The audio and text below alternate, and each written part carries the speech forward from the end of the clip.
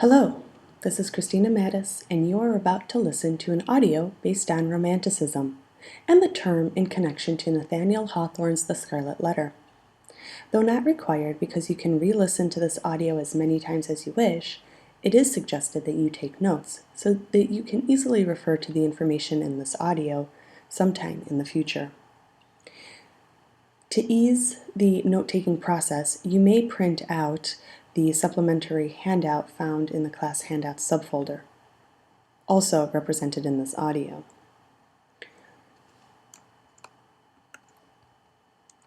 Romanticism, also referred to as the Romantic Era or Romantic Period, was an artistic, literary, and intellectual movement that occurred between the late 18th century and mid-19th century, during the time in which Hawthorne wrote The Scarlet Letter. Even though Romanticism originated in Germany, the ideologies and events of the French Revolution laid the backdrop from which this movement emerged. The Romantic era was in part a reaction against the scientific rationalization of nature and a revolt against the aristocratic social and political norms during the Age of Enlightenment, also referred to as the Age of Reason, during which the elite cultural movement of European intellectuals sought to mobilize the power of reason in order to reform society while advancing knowledge. Romantics opposed political tyranny and instead wanted liberal and revolutionary activities. Romanticism emphasized a focus on emotions such as trepidation, terror, and awe. Essentially, Romantics wanted to escape to faraway places where nature was idolized and were greatly interested in the past, in the supernatural, and the morbid. Hence, the Gothic novel was born, in which horror stories filled with violence and supernatural effects surfaced. Additionally, this time period elevated folk art and ancient customs into something noble by stressing freedom for the individual. Romantics were not happy with society as a commercialized, mechanized, and standardized way of life.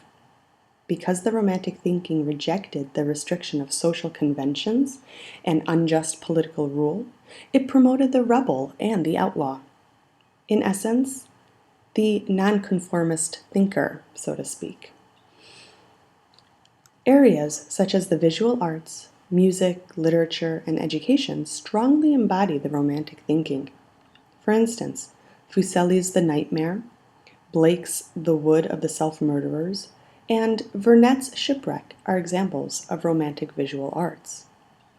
Von Beethoven's Fidelio and Tchaikovsky's Swan Lake and the Sleeping Beauty are well-known examples pertaining to the Romantic era.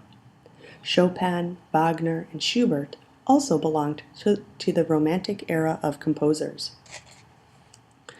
The works of George Byron, most commonly known as Lord Byron, most strongly represented the ideas of Romanticism.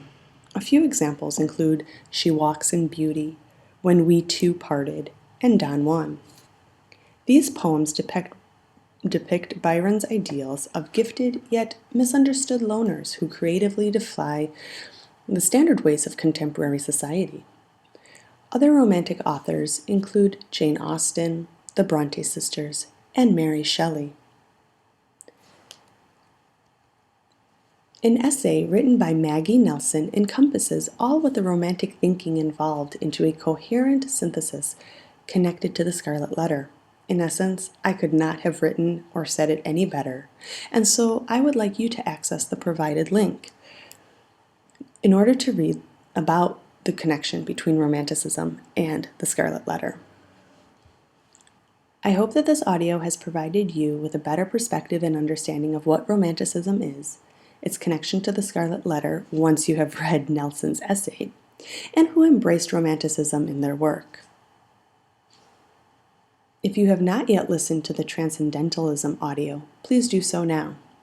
Thanks for listening.